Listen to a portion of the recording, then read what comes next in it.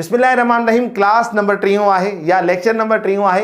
हिन वीडियो के अंदर असीं डिवीजन पढ़ंदासीं जॾहिं डेसिमल नंबर्स के अंदर या डेसिमल फ्रैक्शन के अंदर असांखे डिवीजन मिलंदी आहे त असां उनखे कहिड़े तरीक़े सां हल कंदा आहियूं। हिन वीडियो के अंदर असां उहो डिस्कस कंदासीं। सोचो त स्टार्ट कयूं था पंहिंजे क्लास खे। असां जे साम्हूं हिकिड़ो एग्ज़ाम्पल लिखियलु आहे जंहिंमें हिकिड़े पासे ॾांहुं डेसिमल नंबर आहे या डेसिमल फ्रैक्शन चयोसि ऐं उन खां नेक्स्ट साइड ॾे का बि डेसिमल पॉइंट कोन्हे, हिकिड़ो सिंपल 2 लिखियलु आहे जंहिंमें चयो त तव्हां हिनखे डेसिमल वारी डिवीजन कयो। हिनखे असां ट्रेडिशनल डिवीजन वारे अंदाज़ में कंदासीं, ॿिनि सां हिनखे वंड कंदासीं। ठीकु आहे, हाणे ॿिनि जी टेबल पॉइंट खां पहिरें अंग ते पढ़ंदासीं, यानी जीअं असां वंड कंदा आहियूं। ठीकु आहे न, जीअं असां शुरूआती क्लासनि में पढ़ीसीं 2 4 3 6 अंग वधी थो वञे, असां हुन खां पोइ हिते ईंदासीं 2 4 5 मां 4 वेंदा बचंदो 1। ठीकु आहे, हाणे हिते पहुताऊं न, हाणे असां ॿियो अंगु न लाहींदासीं जेसि ताईं हीअ पॉइंट हेॾे शिफ्ट न कयूं। हीअ पॉइंट शिफ्ट करे लॉक खोलीसीं। हाणे तव्हां ॿियो अंगु लाहे अचो। 8 9 16 मतिलबु पूरी टेबल वई 0, 2 लाहे अचो 1 2 2। हे असांजो जवाबु आहे। यानी मां हिन में नई ॻाल्हि कहिड़ी कई त डेसिमल पॉइंट शिफ्ट करणी आहे, बक़ाया जंहिं अंदाज़ में असां वंड कंदा आहियूं उहा ई थींदी आहे। अचो त हाणे ॾिसूं था हिकु नेक्स्ट एग्ज़ाम्पल खे। हाणे नेक्स्ट एग्ज़ाम्पल बि मां कुझु अहिड़ो ई खयो आहे जंहिंमें चयो त 96.24। हे मां बार बार तव्हांजे साम्हूं पढ़ां थो, हिनजे पढ़ण जो तरीक़ो इहो आहे, पोइ कंदा डिवाइडेड बाय 3। अचो हाणे हिनखे 3 सां वंड कयूं था त जीअं आम वंड कंदा आहियूं 9 ते टेबल पढ़ूं त 3 × 9 माइनस कयो त 0, 6 लाहे अचूं, अञा लाहे ईंदासीं 2 × 6 माइनस कयो 0। हाणे ॾिसो असां ॿिया न लाहींदासीं अॻिते, हाणे असां पॉइंट शिफ्ट कंदासीं, पोइ असां 2 लाहे ईंदासीं। हाणे ॾिसो ॿिनि ते टेबल न थी वञे। इन कंडीशन में यादि रखो त जॾहिं बि को मथां अंगु लाहे अचो ऐं उन ते टेबल न वञे, तव्हां होॾे ॾंड जी ॿुड़ी ॾींदव, पोइ तव्हां ॿिए अंग खे लाहे ईंदव। यानी ईअं तव्हां अंगु न खणंदव ॿियो। यानी अगरि फ़र्ज़ु कयो 2 लाहे अचो आहे, वरी न वञे टेबल, वरी 4 लाहे अचो, वरी 0 न जो आहे, तव्हां डायरेक्ट लिखो 8 × 24 त हिन सॼे सारे जवाब मां 0 गुम हुजे आहे। सो हिन में असांखे इहा पॉइंट सम्झ में आई त असां कीअं हिते ॾंड जी ॿुड़ी बि ॾींदा आहियूं ऐं साॻे ई तरीक़े सां असां हिनखे ट्रेडिशनली हल कंदा आहियूं तरतीब सां ऐं पॉइंट शिफ्ट कंदा आहियूं। उन तरह असां हाणे हिकिड़ो एग्ज़ाम्पल खयो आहे 3.55। इनखे चए थो डिवाइडेड बाय 5 कयो। अचो असां साॻे ई ट्रेडिशनल मेथड सां 3.55 रखंदासीं, 5 सां हुनखे वंड कंदासीं। हाणे असां ॾिसूं था त असांखे पहिरियों ई अहिड़ी सिचुएशन मिली आहे जंहिंमें असांखे अंगनि उन अंग ते टेबल वञे ई कोन पई। हाणे असां छा कंदासीं, इन कंडीशन में जॾहिं पहिरें अंग ते ई टेबल न वञे, तव्हां छा कयो, पॉइंट हेॾे शिफ्ट कयो। ठीकु, जॾहिं पॉइंट होॾे शिफ्ट कयव, हाणे तव्हांजा थी विया आहिनि 35। ठीकु आहे, त हाणे तव्हां 35 ते ॾिसंदो त छा हाणे टेबल वञे थी? हा वञे थी। इन करे लिखंदा 7 5 35 माइनस 0। 5 लाहे अचो, 5 ते 5 जी टेबल वञे थी, 1 5 5 या 1 5 5 माइनस कयो 0। असांखे जवाबु मिलियो 0.71। अॻियां कुझु बि न आहे, 0 अंडरस्टूड आहे असांजो जवाबु। हाणे हिकिड़ो नओं एग्ज़ाम्पल खयो आहे 0.565 डिवाइडेड बाय 5। माना हुनखे 5 सां वंड कयो। साॻे ई तरीक़े सां असां हिनखे अंदरि रखंदासीं 5 6 5 डिवाइडेड बाय 5। 0 ते टेबल न थी वञे न, तव्हां छा कयो, पॉइंट ओॾे शिफ्ट कयो। यानी पॉइंट ओॾे शिफ्ट कंदो त ऑटोमेटिकली अॻियां 0 थी वेंदो। तव्हां पोइ टारगेट रखो, नेक्स्ट कहिड़ो आहे तव्हांजो 5, 1 5 5 0। 6 लाहे अचो, 1 5 5 माइनस कंदव, 1 बचंदो।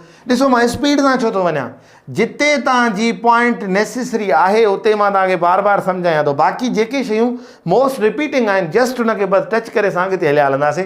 हिनखे तव्हां बसि वंड कंदा वञो जीअं कंदा आहियो। 6 लाहे आयमि, 1 5 5 1 बचियो आहे, वरी 5 लाहे अचो, 3 5 15 0। हाणे जवाबु छा आयो असांजो हिनजो 0.113। सो अहिड़े क़िस्म जी सिचुएशन्स असांजे साम्हूं अचनि, असां हुनखे इन तरीक़े सां फेस कंदासीं। हाणे in the last of the video हिकिड़ी इंट्रस्टिंग पॉइंट आहे हिन में, उहा असां हिन में डिस्कस कंदासीं। हाणे डिवीजन जे अंदरि जॾहिं ॿिन्ही पासनि ॾों असांखे मतिलबु पॉइंट अचे थी, इनखे फेस करण जा मतिलबु काफ़ी तरीक़ा आहिनि। यानी मां जेको हिन वीडियो जे अंदरि तव्हांखे तरीक़ो सेखारण वारो आहियां उहो इहो आहे त जॾहिं बि तव्हांखे ॿिन्ही पासनि ॾों पॉइंट अचे, तव्हां हुनखे फ्रैक्शन में कन्वर्ट करे वञो। कीअं? ॾिसो, हिनखे तव्हां फ्रैक्शन में तब्दील कयो, कॉमन फ्रैक्शन में तब्दील कयो। ॾिसो कीअं, यानी 45 भाङे 10 जवाबु ईंदो। कीअं? पॉइंट खे कटियव त हिकु बचो, हिकु आयो ऐं हिकु पॉइंट खां पोइ घणा अङ आहिनि हिकु, त ओतिरो तव्हां 0 ॾिनो। अचो हिन पासे साॻे ई तरीक़े सां पॉइंट कटे हिकु, पॉइंट खां पोइ हिकिड़ो अंग त हिकिड़ो 0। हाणे छा जवाबु आयो? 45 भाङे 10 डिवाइड 25 भाङे 10। हाणे हिन कंडीशन में त असां अॻ में ई वाक़िफ़ आहियूं, जॾहिं बि वंड अचे त छा करिणो हूंदो आहे? पहिरियों दर्जो उहे लाहींदा आहियूं जीअं आहे, हिन खे ज़र्ब में तब्दील कंदा आहियूं ऐं पोइ रेसिप्रोकल कंदा आहियूं। रेसिप्रोकल कीअं? हेठियों अंग मथे, मथियों अंग हेठि, 10 10 में ख़तमु।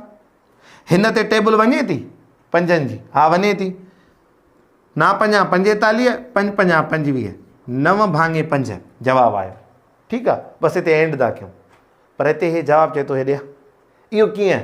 यानी मां तव्हांखे जंहिं फॉर्म में दर्जो ॾिनो हुउमि उन फॉर्म में मूंखे जवाबु मोटाए ॾियो। असां चवंदासीं को मसइलो ई न आहे। ठीकु आहे, असां छा कंदासीं? हाणे 9 खे अंदरि रखी करे ॿाहिरि 5 रखंदासीं। 1 5 5, ठीकु आहे, 4 बचा। हाणे वधीक टेबल न थी वञे, असां छा कंदासीं? पॉइंट ॾींदासीं हेॾे 0, 8 5 40, हे असांजो जवाबु आहे। चवंदासीं ठीकु आहे बाबा, असां सां विड़ न, हे तूं पंहिंजो जवाबु खण 1.8। सो यानी जंहिं फॉर्म में असांखे क्वेश्चन मिलियो हुयो वापसि उन फॉर्म में असां हुनखे जवाबु मोटाईंदासीं। हिन में असां हेल्प कंहिंजी वरितीसीं जेको डेसिमल फ्रैक्शन मंझां असां कॉमन फ्रैक्शन में तब्दील पिया कयूं।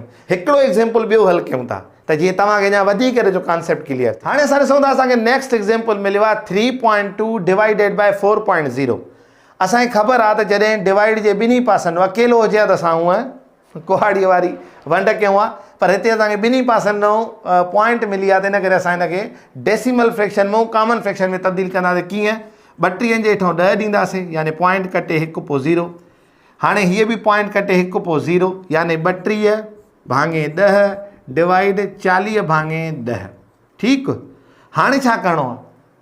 ओ गुड, ईअं ई खणो आहे असांखे। जीअं तव्हां ॿुधायो असांखे डिवाइड खे मल्टीप्लाई में तब्दील करिणो आहे, हिनखे रेसिप्रोकल करिणो आहे। 10 भाङे 40, 10 10 में ख़तमु।